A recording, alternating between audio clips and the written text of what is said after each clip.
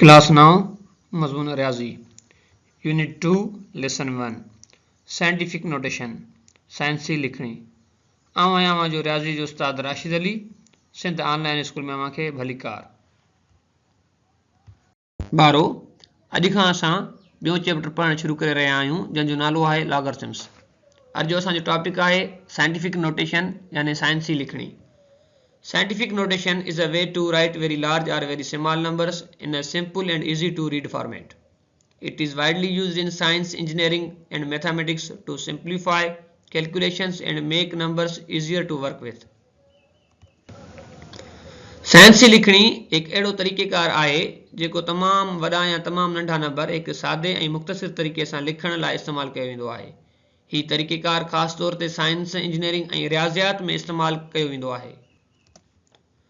Scientific notation expresses numbers in the form. साइंसी लिखणीअ में अददनि खे हेठे नमूने सां ज़ाहिर कबो आहे। y is equal to a into 10 power n। हाणे हिन में जेको a आहे उहो कोफिशिएंट हूंदो आहे ऐं 10 जो बेस आहे ऐं पावर जेको आहे उहो उनखे n सां ज़ाहिर कयो वेंदो आहे। त हाणे हिन में इहा ॻाल्हि पियो करे त जेका a जी वैल्यू हूंदी त उहा 1 ऐं 10 जे विच ताईं ईंदी जंहिंखे जेको आहे अददी सिरो चयो वेंदो आहे। हाणे n जी जेका वैल्यू आहे उहा इंटीजर सां तालुक़ रखे थी। n खे एक्सपोनेंट चयो वेंदो आहे जंहिंखे सिंधीअ में सग चइबो आहे। वाई यूज़ साइंटिफिक नोटेशन साइंसी लिखणी जो इस्तेमालु छाजे करे? अॼुकल्ह जी साइंस ऐं टेक्नोलॉजी जी दुनिया में असांजो वाबो तमामु वॾनि ऐं तमामु नंढनि अददनि ऐं मिक़दारनि सां पवंदो आहे। मिसाल तौरु सिज खां ज़मीन जो मुफ़ासिलो अटकल 150 मिलियन किलोमीटर आहे ऐं हाइड्रोजन जे एटम जो वज़न तमामु नंढो आहे। हिते तव्हां ॾिसी सघो था। अहिड़े क़िस्म जे अददनि खे आम लिखणीअ या स्टैंडर्ड नोटेशन में लिखणु तमामु घणो ॾुखियो आहे ऐं इहो टाइम कंज्यूमिंग भी आहे। Scientists have developed a convenient method to write very small and very large numbers that is called scientific notation. साइंसदाननि तमामु वॾनि ऐं तमामु नंढनि अंगनि खे सवले नमूने सां लिखण जो तरीक़ो ईजाद कयो जंहिंखे साइंसी लिखणी सॾिजे थो। How to convert ordinary notation into scientific notation? आम लिखणीअ खे साइंसी लिखणीअ में कीअं तब्दील कजे? लार्ज नंबर्स हिन में उहे अदद अची वेंदा जेकी 1 खां वॾा हूंदा। पहिरियों step move the decimal point to the left until you have a number between 1 and 10। चए थो त ॾहाई खे खाॿे पासे एतिरा प्लेसिस मूव करायो जो तव्हांखे गिवन अदद जेको आहे उहो 1 ऐं 10 जे विच ताईं मिली वञे। ॿियों स्टेप असांखे इहो ॻणणो पवंदो त असां ॾहाई खे केतिरा प्लेसिस मूव करायो, पोइ जेतिरा प्लेसिस असां ॾहाई खे मूव करायो उहो एक्सपोनेंट जो मुल्ह थी वेंदो। मिसाल तौरु असां वटि हाणे हिते मिसाल आहे 4,09,000। हाणे हिन में जेको आहे ॾहाई मौजूदु आहे न, हिन में ॾहाई मौजूदु न आहे। पोइ असांखे छा करिणो पवंदो? असांखे इहो कंसिडर करिणो पवंदो त हिन अदद में बिल्कुलु राइट साइड जेको आहे उहा ॾहाई पियल आहे। त पोइ असां हिन में जेको ॾहाई ॾेई वेंदासीं। हाणे असांखे पहिरें स्टेप में छा करिणो आहे? हिन ॾहाई खे जेको आहे लेफ्ट साइड यानी खाॿे पासे मूव करिणो आहे। हाणे हिते मां एरो सां उहो डायरेक्शन ॾेई थो वञा त ॾहाई खे मूंखे कहिड़ी तरफ़ मूव कराइणो आहे। ॾहाई खे असांखे हिन तरफ़ यानी खाॿे पासे मूव कराइणो आहे। हाणे हिन खे मां पोइ लिखी थो वञा इज़ इक्वल टू,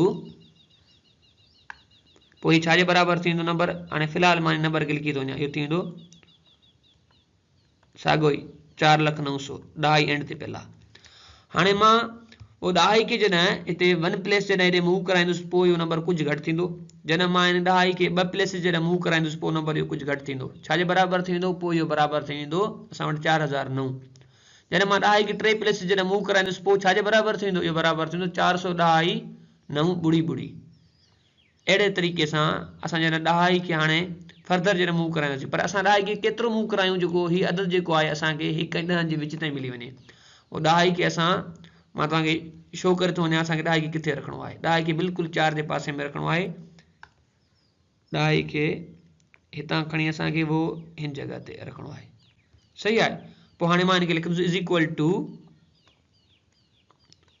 4.00900। हाणे ॾहाई खे जीअं असां हिते मूव कराईंदासीं त पोइ हिते बेस 10 अची वेंदो। ठीकु आहे। हाणे लिखंदासीं इंटू बेस 10, छाकाणि साइंटिफिक नोटेशन में असांखे लिखणो आहे। हाणे बेस 10 जे मथां पावर केतिरो ॾियूं? हिते असांखे ॿुधायो वियो आहे तव्हांखे ॻणणो पवंदो ॾाई खे तव्हां केतिरा प्लेसिस जेको आहे मूव करायो।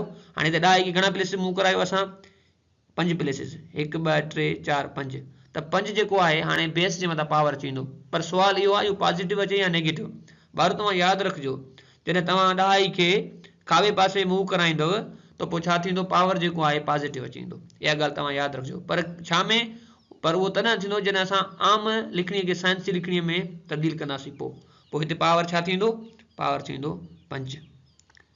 हाणे हिकिड़ी वॾी ॻाल्हि त जेकॾहिं ॿुड़ी जेके आहिनि जेके ज़ीरोज़ आहिनि उहे नॉन ज़ीरो जे विच ते नथा अचनि त पोइ असां उन्हनि खे ख़तमु करे छॾींदासीं। ठीकु आहे। हाणे हीअ जेके ज़ीरोज़ आहिनि ॾिसो त नॉन ज़ीरोज़ खां ॿाहिरि पियल आहिनि यानी ही आख़िर में पियल आहिनि।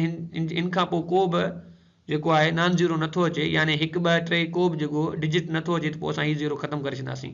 पोइ फाइनल में ही बराबरि छा थींदो ही बराबरि थींदो 4.009 into 10 power 5 अहिड़े तरीक़े सां।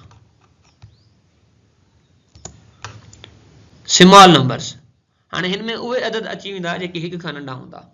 स्टेप पहिरियों move the decimal point right until you have a number between 1 and 10। हाणे हिन में चए पियो त तव्हां ॾाई खे साॼे पासे यानी राइट साइड मूव कंदो एसी ताईं जेको गिवन अदद जो जेको मुल्ह आहे 1 ऐं 10 जे विच ताईं अची वञे। ॿिए स्टेप में साॻे तरीक़े सां तव्हांखे ॻणणो पवंदो जेको आहे ॾाई तव्हां केतिरा प्लेसिस मूव कराई।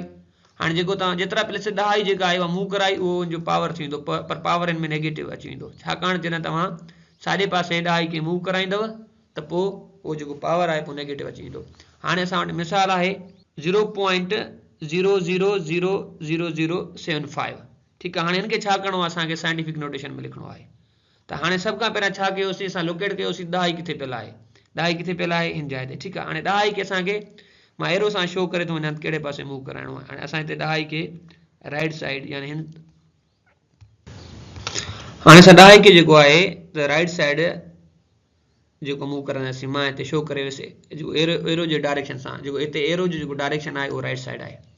हाणे असां छा लिखंदासीं त इज़ इक्वल टू 0.000075। हाणे हिते ॾिसो न त माना हिन ॾाई खे साॼे पासे राइट साइड एतिरा दफ़ा मूव करिणो आहे जो हीउ जेको अदद आहे 1 ऐं 10 जे विच ताईं अची वञे। हाणे ॾाई खे जेकॾहिं मां 1 प्लेस मूव कराईंदुसि अञा बि जेको अदद आहे उहो 1 खां नंढो हूंदो। चाहे मां हिते वञी 5 प्लेसिस मूव करायांसि पोइ बि 0.75 ईंदो उहो बि जेको आहे 1 खां नंढो हूंदो। त ॾाई खे असांखे एतिरा प्लेसिस मूव करिणो आहे जो उहो जेको अदद आहे उहो केतिरो अची वञे 1 ऐं 10 जे विच ताईं अची वञे। त पोइ हिते मां ॾाई खे 7 खां बाद में ऐं 5 खां पहिरियां रखंदुसि। मां इहो शो करे थो वञा यानी हितां असां हिन ॾाई खे खणंदासीं उहो हिन जॻह ते अची रखंदासीं। असां ॾाई खे हितां खणी उहो हिन जाइ ते रखंदासीं। पोइ इहो छाजे बराबरि थींदो इहो हाणे असां वटि बराबरि थींदो त इज़ इक्वल टू 7.5 into 10। हाणे पावर केतिरा ॾियूं जेतिरा प्लेसिस असां ॾाई खे मूव करायो। ॾाई खे घणा प्लेसिस मूव करायो आहे असां इहो काउंट था कयूं 1 2 3 4 5 6। हाणे असां हिते 6 प्लेसिस मूव करायो पर हाणे हिते जेको पावर आहे उहो पॉजिटिव ईंदो या नेगेटिव। पावर ईंदो नेगेटिव। छो नेगेटिव ईंदो छाकाणि त असां राइट साइड विया आहियूं। जॾहिं असां राइट साइड मूव कंदासीं पावर नेगेटिव अची वेंदो। जॾहिं असां लेफ्ट साइड मूव कंदासीं पावर पॉजिटिव अची वेंदो। इहे शयूं तव्हांखे यादि करणियूं पवंदियूं अहिड़े तरीक़े सां।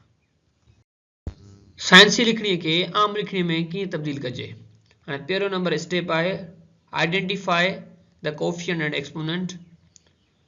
अददी सिरे ऐं पावर खे असांखे ॻोल्हणो पवंदो सुञाणणो पवंदो। ॿियो नंबर स्टेप आहे त जेकॾहिं असांजो जेको एक्सपोनेंट आहे अगरि उहो पॉजिटिव हूंदो पोइ असां ॾाई खे जेको आहे n प्लेसिस साॼे पासे मूव कंदासीं यानी जेतिरा दफ़ा पावर हूंदो ओतिरा दफ़ा। ऐं जेकॾहिं असांजो पावर आहे उहो नेगेटिव हूंदो पोइ असां ॾाई खे जेको आहे खाॿे पासे मूव कराईंदासीं n दफ़ा यानी n प्लेसिस। पोइ जेकॾहिं टियों नंबर स्टेप आहे जेकॾहिं असांखे 0 एड करण जी ज़रूरत पवंदी त पोइ असां कंदासीं। हाणे असां वटि मिसाल आहे त 2.76 into 10 पावर 6 आहे। त पोइ असां छा कंदासीं हाणे हिन नंबर खे जेको साइंटिफिक नोटेशन में लिखिणो आहे हिन खे आम लिखणी में लिखिणो आहे। पहिरियों स्टेप कहिड़ो आहे असांखे कोएफिशिएंट जेको आहे आइडेंटिफाई करिणो। कोएफिशिएंट कहिड़ो आहे उहो अदद जेको 10 सां मल्टीप्लिकेशन में हूंदो उहो असांजो कोएफिशिएंट आहे यानी हिते a जी वैल्यू हीअ आहे 2.76।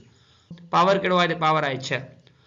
पोइ हाणे ॿिए स्टेप में करिणो छा आहे असांखे हिन ॾहाई खे मूव कराइणो आहे कहिड़ी तरफ़ इहो डिपेंड थो करे पावर ते अगरि पावर पॉजिटिव हूंदो पोइ असां ॾहाई खे राइट साइड मूव कराईंदासीं हाणे हिते पावर आहे पॉजिटिव यानी ॾहाई खे असांखे हिन तरफ़ मूव कराइणो आहे सही आहे हाणे जेको आहे ॾहाई खे केतिरा दफ़ा मूव कराइणो आहे 6 पोइ पहिरियां असां हिनखे लिखी था वञूं असां हिनखे लिखंदासीं इज़ इक्वल टू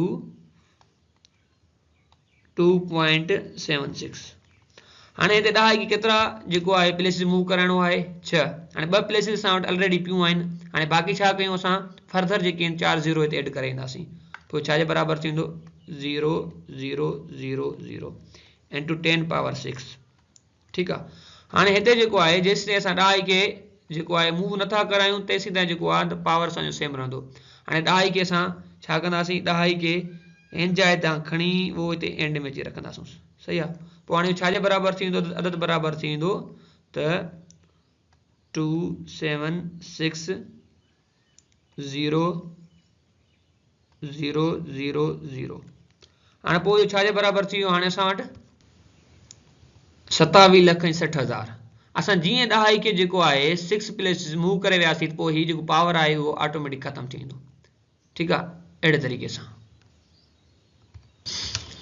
हाणे असां वटि ॿियो नंबर मिसाल आहे त 5.24 इंटू 10 पावर -4 हाणे हिन खे छा करिणो आहे असांखे आम नोटेशन में आम लिखणीअ में ज़ाहिर करिणो आहे हिन खे सही आहे त सभ खां पहिरियां असां ॾिसंदासीं हिन में कोफिशिएंट कहिड़ो आहे ऐं पावर घणो आहे हिन में कोफिशिएंट जी जेका वैल्यू आहे उहा आहे 5 ॾहाई 2 4 ऐं जेको पावर आहे उहो -4 ठीकु आहे हाणे छा कंदासीं त हिन ॾहाई खे जेको आहे असांखे कहिड़ी तरफ़ मूव कराइणो आहे असांखे हिन ॾहाई खे लेफ्ट साइड यानी खाॿे पासे मूव कराइणो आहे त पोइ हाणे असीं छा करियूं हाणे असां ॾिसंदासीं त हिन जेको आहे ॾहाई खे जेकॾहिं असां लेफ्ट साइड मूव कंदासीं त घणा प्लेसिस मूव करिणो पवंदो उहा आहिनि 4 प्लेसिस त हिकिड़ी प्लेस असां वटि पई आहे पोइ असां फर्दर जेके आहिनि असां हिते 3 0 ॾेई वेंदासीं पोइ हाणे इहो छाजे बराबरि थींदो इहो बराबरि थींदो is equal to 0 0 0 5.24 into 10 power -4 जेसीं ताईं असां उहो हिन ॾहाई खे मूव नथा करायूं